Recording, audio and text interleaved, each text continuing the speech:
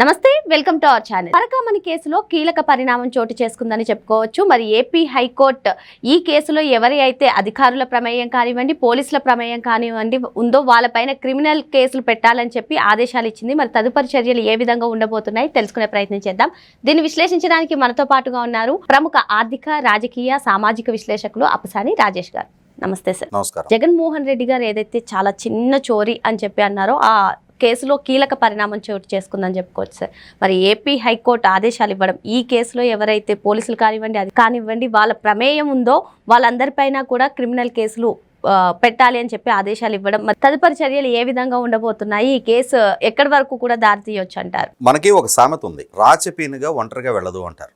అలాగే పాలకుడుగా జగన్మోహన్ రెడ్డి ఆయన అనుసరించిన విధానాల కారణంగా ప్రేరేపితులైన ఆయన సహచర నాయకులు వాళ్ళ ఆదేశాలు పాటించిన ఆనాటి అధికారులు జగన్మోహన్ రెడ్డి సక్రమంగా పరిపాలించుండి రూల్ ఆఫ్ లాకి, బిజినెస్ రూల్స్ కి కట్టుబడి పరిపాలన చేస్తుంటే వాళ్ళ సహచర నాయకులు కూడా అదే ఆదేశాలతో స్ఫూర్తి పొంది మంచి పరిపాలన, తమ కింద అధికారులకి మంచి ఆదేశాలు ఇచ్చుంటే సమాజంలో మంచి పేరు ప్రఖ్యాతులు తెచ్చుకునేవాళ్ళు. కానీ ఆ head and Jaganmohan Reddy polluted, contaminated, నేరపూరితమైన, కలుషితమైన రాజకీయాలు చేసి కలుషితమైన పరిపాలన చేసిన పర్యవసానం అతని నుంచి స్ఫూర్తి పొందిన ఆయన హయాంలో ఆయన పార్టీ ద్వారా గాని ప్రభుత్వం ద్వారా గాని వ్యవహరించిన, అధికారం చెలాయించిన వివిధ హోదాల్లో ఉన్న నాయకులు ఇవాళ వాళ్ళ కేసులు పాలవుతా ఉన్నారు. వాళ్ళకి సహకరించిన, వాళ్ళ ఆదేశాలకి తలొగ్గి ఆదేశాలను పాటించిన అధికారులు కూడా ఇవాళ బలిపశులుగా మారుతా ఉన్నారు. పిఎస్ఆర్ ఆంజనేయులు, పివి సునీల్ కుమారు, కాంతిలాల్ రాణా టాటా, విశాల్ గున్ని, సంజయ్ లాంటి ఐపీఎస్ అధికారులు, ధనుంజయ రెడ్డి లాంటి ఐఏఎస్ అధికారి, ఈయన ఓఎస్డీగా పనిచేసిన కృష్ణమోహన్ రెడ్డి,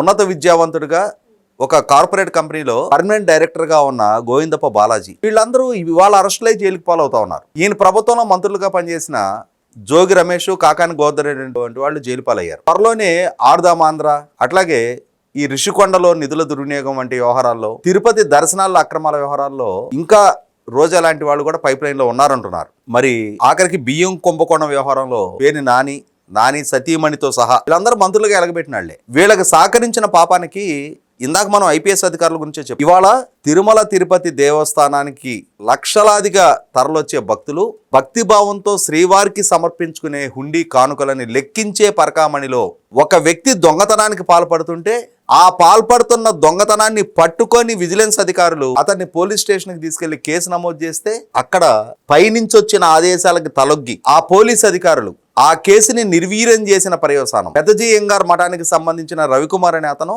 ఈ కానుకల లెక్కింపు పర్యవేక్షించే సందర్భంలో ఆ హుండీలో భక్తుల ద్వారా సమర్పించబడే విదేశీ కరెన్సీని హ్యాండిల్ చేసే బాధ్యత అతనిది. అతను ఒకరోజు అలా వచ్చిన విదేశీ కరెన్సీని, డాలర్లని చుట్టచుట్టి దాచిపెట్టుకుంటున్నది సీసీటీవీ ఫుటేజ్ లో బహిర్గతమైంది. దాన్ని పట్టుకున్న assistant vigilance security officer Satish Kumar ఆయన ఇతన్ని రెడ్ హ్యాండెడ్ గా తనిఖీలు చేసి ఇతని దగ్గర నుంచి డాలర్లు రికవర్ చేసుకొని ఇతని మీద దొంగ సొత్తుతో సహా దొరికిన దొంగతనం కేసు నమోదు చేసి పోలీస్ స్టేషన్లో కంప్లైంట్ చేశారు. ఏం చేయాలి పోలీసులు? దొంగ సొత్తుతో ఒక దొంగ దొరికినప్పుడు, అది కూడా తిరుమల తిరుపతి దేవస్థానం అంటే గవర్నమెంట్ ప్రాపర్టీగానే పరిగణించాలి.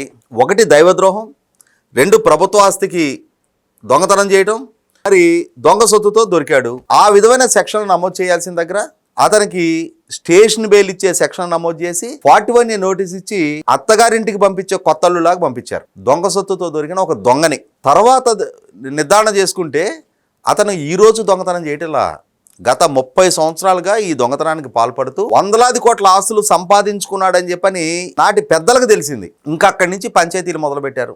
పంచాయతీలు మొదలుపెట్టి అతన్ని పిలిపించి అతని చేత నీ దొంగ సొమ్ము మొత్తం ఇంత ఉంది, మరేంటి వ్యవహారం, నిన్ను ఇప్పుడు మొత్తం బయట పెట్టాలా అని బెదిరించి అతని నుంచి కొన్ని ఆస్తులు 2868 of 23, 2869 of 23, 70 of 23, 71 of 23, 72 of 23 5 డాక్యుమెంట్ల ద్వారా గిఫ్ట్ డీడులు తిరుమల తిరుపతి దేవస్థానానికి రాయించారు. ఇంకొక 2 చెన్నైలో ఉన్న ఆస్తులకు సంబంధించి మొత్తం 7 గిఫ్ట్ డీడుల ద్వారా 14 కోట్ల రూపాయల ఆస్తులు టీటీడీకి రాయించారు. చూసే వాళ్ళకి ఏమనిపిస్తుంది? ఆహా, వాడు $900 కొట్టేస్తే వీళ్ళు 14 కోట్లు శ్రీవారికి రాయించారని అనిపిస్తుంది.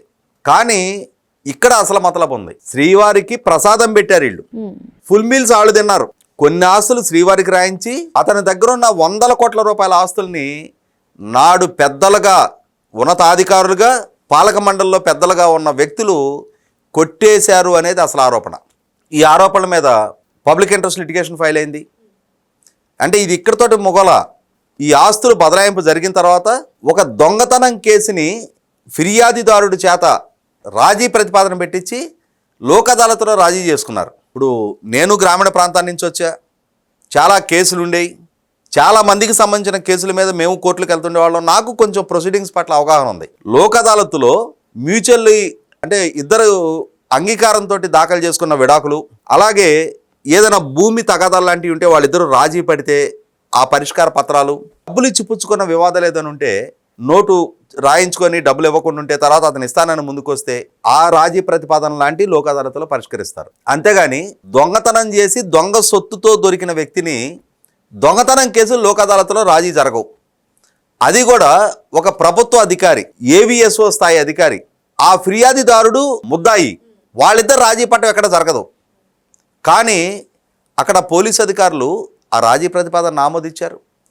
కోర్టులో ఆ రాజీ ప్రతిపాదన ఎలా అయింది, అసలు ఇక్కడ ఇతనికి 41A నోటీస్ ఇచ్చి ఎందుకు పంపించారు అన్న దగ్గర నుంచి మొదలు పెడితే ఆ ఏవిఎస్ఓ విజిలెన్స్ అధికారులకి, గిరిధర్ అనే విజిలెన్స్ అధికారి ముందు స్టేట్మెంట్ ఇచ్చాడు. నువ్వెందుకు రాజీ ప్రతిపాదన ఒప్పుకున్నావా, రాజీ ప్రతిపాదన ఎందుకు చేసుకున్నావు అని అడిగితే, నాడు ఉన్నత స్థాయిలో ఉన్న పోలీసు అధికారులు నన్ను బెదిరిస్తే కాండుపడ్డ సిచ్యువేషన్లో నేను రాజీ చేసుకున్నానని చెప్పాడు. ఇంకా విచారకరమైన విషయం ఏంటి అంటే, మరొకసారి అతను విచారణకు పిలిచినప్పుడు గుంతకల్లు నుంచి తిరుపతికి అతను బయలుదేరి వస్తున్న క్రమంలో తాడిపత్రి దగ్గర అతను శవమై తేలాడు. డ్యూటీలో ఉన్న ఒక సర్కిల్ ఇన్స్పెక్టర్ స్థాయి అధికారిని కిరాతకంగా హత్య చేసి చంపేశారు. ఎవరికి సంబంధించిన సమాచారం వెలుగులోకి రాకుండా చేయటానికి, ఎవరికి సంబంధించిన సమాచారం అతని నోటి నుంచి వెలువడకుండా ఉంచటానికి అతన్ని ట్రైన్లో నుంచి హత్య చేసి బయటపడేసి అంతటి క్రూరత్వానికి దుర్మార్గానికి ఒడిగట్టిన స్థాయి వ్యక్తులు, శక్తులు ఎవరు? ఇవి చాలా కీలకంగా లోతైన విచారణ జరగాల్సిన అవసరం ఉంది. ఇప్పటి వరకు శ్రీవారికి చెందాల్సిన కానుకలని ఈ రవికుమార్ అనే అతను కొట్టేసి ఆస్తులు సంపాదించుకున్నాడు. ఆ ఆస్తుల్ని వేరే వాళ్ళు కొట్టేశారన్న వార్తల వరకే వింటూ ఉన్నాం మనం. కానీ వాళ్ళు ఇందులో హత్యల వరకు వచ్చింది. ఒక డ్యూటీలో ఉన్న అధికారి హత్య గావింపబడ్డాడు. అతను ఇచ్చే వాంగ్మూలం చాలా మందిని కలుగుల్లో దాక్కున్న వాళ్ళని జుట్టు పట్టుకొని వెలికి తీసుకురావడానికి ఆస్కారం ఉన్న సమాచారం అతని దగ్గర నుంచి వెలువడటానికి సిద్ధంగా ఉంది. కాబట్టి అతని నోరు శాశ్వతంగా మూసేయించే క్రూరత్వానికి పాల్పడ్డారు. కాబట్టి ఇక్కడ ఇవాళ గౌరవ హైకోర్టు ఇచ్చిన ఆదేశాల ప్రకారం సిఐడి ఏసీబీని మీరు ముందుకు ప్రొసీడ్ అవ్వండి. దీంట్లో బాధ్యతారాహిత్యంతో వ్యవహరించిన పోలీసు అధికారుల ప్రమేయాన్ని నిర్ధారణ చేసే విచారణ జరపండి. అంటే ఇది ఖచ్చితంగా ఈ సతీష్ కుమార్ హంతకులతో సహా ఆ దిశగా విచారణ జరగాల్సిన అవసరం ఉంది. ఇవాళ శ్రీవారికి చెందాల్సిన ప్రతి పైసా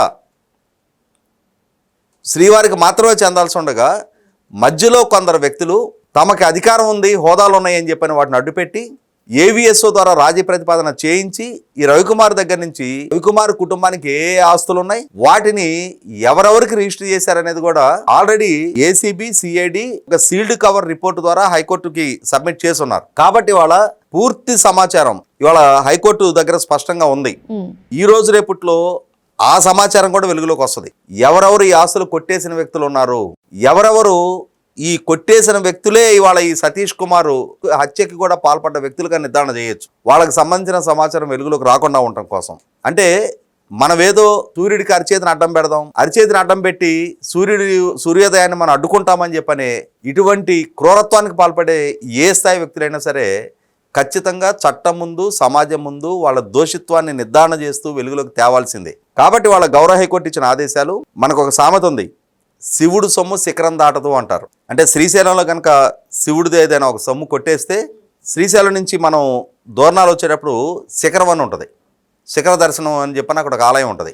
ఈ లోపుగానే దానికి పరిహారం చెల్లించుకోవాల్సి వస్తుంది, శిఖరం కూడా దాటదు అంటారు. అలాగే వాళ్ళ కోట్లాది మంది భక్తులకు ఆరాధ్య దైవమైన శ్రీవారి సొమ్ముతోటి, శ్రీవారితోటి ఇంతగా ఆటలాడుకున్న ఏ స్థాయి వ్యక్తులైనా సరే వాళ్ళు చేసిన తప్పులకి వాళ్ళ చర్యలకి తగిన మూల్యం చెల్లించే తీరాలి. ఆ దిశగానే ఈరోజు హైకోర్టు ఆదేశాలు ఉన్నాయనేది స్పష్టం. మరో అంశంతో మళ్ళీ కలుద్దాం. Thank you sir.